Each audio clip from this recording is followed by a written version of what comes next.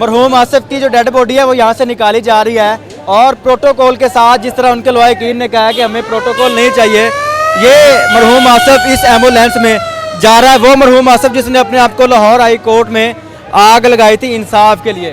उनके आखिरी अल्फाज भी यही थे कि मेरी ये कुर्बानी जाया ना जाए, इसको जाया मत जाने देना। और आज मैं आप लोगों को बता रही हूँ, यहाँ पे कोई खड़ा है या नहीं खड़ा है, ये लोग क्या करेंगे, ज्यादा से ज्यादा मार देंगे। मैं यही खड़ा। आईसीयू वार्ड में मच्छरों का आना, आईसीयू वार्ड जैसी हसास जगह पर मच्छर, जी वहाँ पे सिर्फ मच्छर नहीं, उनके बिस्तर पे कॉकरोच भी। लाश नहीं दी जा रही, मरने के बाद भी इंसाफ के लिए तरस रहे हैं।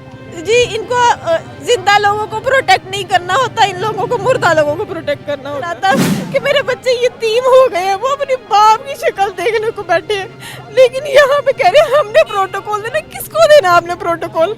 जो यहाँ पे है ही नहीं इस दुनिया में, उसको प्रोटोकॉल दे रहे हैं आप। मेरे वतन अजीज, पाकिस्तान के अंदर इंसाफ लेने के लिए इंसान को मरना पड़ता है, बाज़ औक़ात मरने के बाद भी इंसाफ नहीं मिलता। मेरे साथ मरहूम आसिफ जावेद की बेवा खड़ी हैं। मरहूम आसिफ जावेद वो शख्स है जो कि हमारे मुल्क के रवायती निज़ाम से तंग आकर खुद को लाहौर हाई कोर्ट के अंदर आग लगा लेता है। आज उस शख्स की जान चली गई, जान जाना यानी कि मर्डर हो गया, मर गया, इस दुनिया फानी से कूच कर गया। वजह क्या बनी, आइए जानते हैं। अस्सलाम वालेकुम। वालेकुम सलाम। मेरी बहन, अल्लाह पाक आपको सब्र दे। आप आसिफ की बेवा हैं जी। कितनी देर से आसिफ अदारों के चक्कर काट रहा था, हमारे मुल्क के उस रवायती अंदाज के अंदर, रवायती कानून के अंदर जलील हुआ था? 9 साल से। मामला क्या था? मामला ये था कि वो नेस्ले पाकिस्तान में जॉब करते थे और उन्होंने इलीगल डिसमिस कर दिया था। अच्छा, फिर उसके बाद केस क्या चला था? उसके बाद केस NIRC में किया, रीइंस्टेटमेंट का फाइल। NIRC से कोर्ट ऑर्डर हो गया, रीइंस्टेटमेंट हो गई। उन्होंने कोर्ट ऑर्डर नहीं माना, वो फुल बेंच में चले गए। फुल बेंच में भी रीइंस्टेटमेंट कर दी। फिर वो हाई कोर्ट चले गए और हाई कोर्ट में पिछले 5 साल से ये केस पेंडिंग है। हाई कोर्ट में कोई प्रोग्रेस नहीं हो रही केस की। कितने साल लगे कोर्ट कचहरी हमारे अदारों के धक्के खाते खाते इंसाफ लेने के लिए? 9 साल। इस सारे मामले के अंदर जिम्मेदार कौन है? नेस्ले कंपनी है? बिल्कुल नेस्ले कंपनी है, जिसने मजदूरों का हक नहीं दिया उसको और बगैर किसी गलती के, बगैर किसी जुर्म के उसको निकाल दिया नौकरी से। आपके शौहर ने लाहौर हाई कोर्ट में खुद को आग लगाई, आप साथ थी उनके? जी मैं उनके साथ थी। कैसे एकदम से उन्होंने सारा कुछ किया, आपको नहीं पता था? नहीं, एकदम से नहीं करता इंसान 9 सालों में बहुत दफा टूटता है। जब वो हियरिंग से आता है और आगे अपने बच्चों को वो चेहरा दिखाता है कि मैं आज फिर कुछ नहीं कर सका तुम लोगों के लिए, वो इंसान हर उस हियरिंग पे टूटा है। आसिफ ने अपने आप को आग लगाई कि हो सकता है कि मेरे मरने के बाद, मेरे जलने के बाद ही इंसाफ मिल जाए, अदारे जो हैं वो होश के नाखून ले लें। ये फिर भी नहीं हुआ। वो ये फिर भी होने नहीं दे रहे। उनके आखिरी अल्फाज भी यही थे कि मेरी ये कुर्बानी जाया ना जाए, इसको जाया मत जाने देना। और आज मैं आप लोगों को बता रही हूँ, यहाँ पे कोई खड़ा है या नहीं खड़ा है, ये लोग क्या करेंगे, ज्यादा से ज्यादा मार देंगे। मैं यही खड़ी हूँ, यहाँ से इंसाफ मिलेगा तो मैं जाऊँगी। डेथ कैसे हुई है आसिफ की? आप बता रही हैं कि उसकी सांस वाली नाली में मच्छर छोड़े गए, ये सारा मामला किसने किया? यहाँ पे किसी को भी पैसे से खरीदा जा सकता है। यहाँ पे आप जिसको पैसा दिखाएंगे वो उसी की बोली बोलेगा, तो कोई बड़ी बात नहीं है। आप आईसीयू वार्ड में मच्छरों का आना, आईसीयू वार्ड जैसी हसास जगह पर मच्छर, जी वहाँ पे सिर्फ मच्छर नहीं, उनके बिस्तर पे कॉकरोच भी। आपके शौहर के बिस्तर पर? जी मेरे शोहर के बिस्तर पे, उनके फेस के पास, उनके फेस के जख्म ओपन थे। वहाँ पे एक बर्ड यूनिट का आईसीयू है और आईसीयू के अंदर उनके फेस के पास कॉकरोच फिर रहे हैं। ये सिर्फ आपके शौहर के साथ ही था या किसी और मरीज के साथ, और लोगों के साथ भी? उस पूरे आईसीयू वार्ड में और कोई नहीं था, सिर्फ मेरे हस्बैंड थे। और वहाँ पे स्टाफ को कंप्लेन करने पे ये जवाब मिलता है कि हमारे पास इसका कोई अरेंजमेंट नहीं है।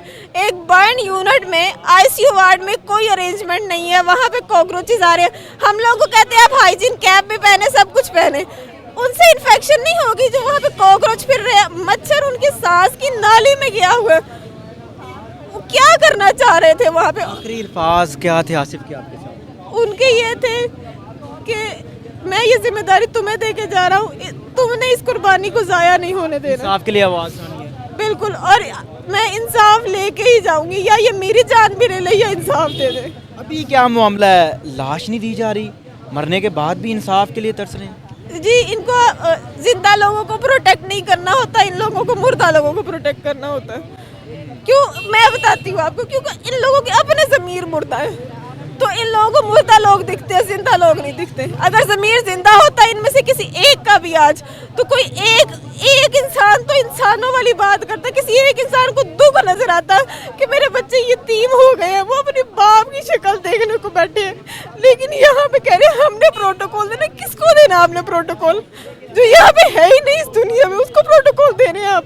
यानी कि जिंदा को इंसाफ नहीं मरा और जिंदा को इंसाफ नहीं मिला और मुर्दे को प्रोटोकॉल देने की बात है। मुर्दे को प्रोटोकॉल दे रहे हैं। पता इन्होंने, आई डोंट नो, इन्होंने मेरी फैमिली को हरास किया है या क्या किया, क्या वो लोग हमें भी फोर्स कर रहे हैं कि हम प्रोटेक्शन के साथ जाएंगे। किस चीज़ की प्रोटेक्शन देना चाह रहे हैं आप? ये लोग किसको दे रहे हैं? मैं इनसे सवाल कर रही हूँ, किसको प्रोटेक्ट कर रहे हैं ये? पुलिस ये कह रही है कि हम लाश को जो है वो आपके गांव तक जाके खुद दफना के आते हैं। दफना के आएंगे। इसकी वजह क्या बताइए?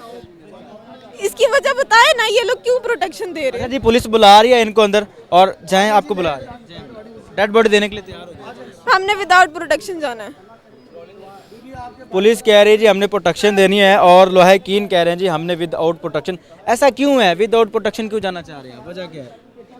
क्या इसका ये है कि इनको लगेगा हम एहतजाज करेंगे, हमारी आवाज़ बुलंद होगी, और ये सिर्फ उनकी लाश को नहीं दफनाना चाह रहे, ये हमें भी साथ दफन कर रहे हैं। इनके बाद कोई पूछने नहीं आएगा बहन आपके घर में रोटी पक रही थी, आपके बच्चे खाना खा के सोए हैं। इन लोगों में से किसी को कोई मसला नहीं होगा उससे। इनका काम है, इनकी ड्यूटी लगी है ना, इन्होंने अपनी ड्यूटी पूरी करनी है। इनकी ड्यूटी जिंदा इंसानों को बचाने की नहीं है, इनकी ड्यूटी है मुर्दा इंसानों को या किसी और को मुर्दा करने की, ये ड्यूटी है। हमारा माशी कत्ल हुआ है, अब ये जिस्मानी भी कर ले कोई मसला नहीं है। क्या करेंगे, ज्यादा से ज्यादा क्या करेंगे? ये मेरी बहन इंसाफ के लिए रो रही है। पुलिस कहती है कि हम उनको प्रोटेक्ट करके प्रोटोकॉल के साथ उसकी लाश आपके गांव छोड़ के आते हैं, जबकि ये कहते हैं कि हमें प्रोटोकॉल नहीं चाहिए, हमने खुद जाना। दूसरी जानिब पुलिस तैयार खड़ी है इनके साथ जाने के लिए, इनकी डेड बॉडी देने के लिए, और जो लोहाकीन है वो कह रहे जी हमने नहीं ली। मरहूम आसिफ की जो डेड बॉडी है वो यहाँ से निकाली जा रही है और प्रोटोकॉल के साथ, जिस तरह उनके लोहाकीन ने कहा है कि हमें प्रोटोकॉल नहीं चाहिए, ये मरहूम आसिफ इस एम्बुलेंस में जा रहा है। वो मरहूम आसिफ जिसने अपने आप को लाहौर हाई कोर्ट में आग लगाई थी इंसाफ के लिए, और उसके लोहाकीन ये कह रहे थे कि हमने प्रोटोकॉल के साथ अपनी लाश नहीं लेनी, जबकि उसकी लाश को यहाँ से ले जाया जा रहा है। और दूसरी जानिब उसकी जो मरहूम की बीवी है वो रो रही है। ये प्रोटोकॉल के साथ उधर, ये प्रोटोकॉल मरने के बाद प्रोटोकॉल के साथ जो है उसकी लाश लेके जाई जा रही है, जबकि जिंदा इंसान को बचाया नहीं गया, और मरने के बाद इतना शहाना प्रोटोकॉल किस चीज़ के लिए? दूसरी जानिब उसकी जो फैमिली है, उसके जो लोहाकीन है वो रो रहे हैं, वो कह रहे हैं कि अब हमारी आवाज़ को दबाया गया इस प्रोटोकॉल के लिए। बोलना है